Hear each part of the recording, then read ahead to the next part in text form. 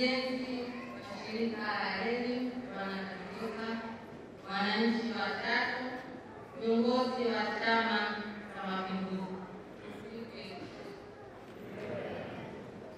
Leo tumekusanyika hapa Chato kama tulivyofanya miaka minne iliyopita, tukiwa na majonzi makubwa kutokana na kuondokewa na baba yetu, kiongozi wetu hayati Dr. John Pombe Joseph Magufuli.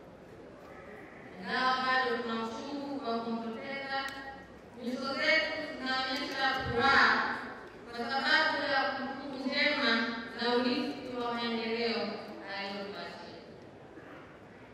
Tunamshukuru sana Rais wa Jamhuri ya Muungano wa Tanzania, Mheshimiwa mama yetu Dr. Samia Suluhu Hassan, serikali yake na taifa kwa ujumla kwa kutunga mkono na kudumisha maono aliyoacha baba yetu kwa maendeleo ya nchi.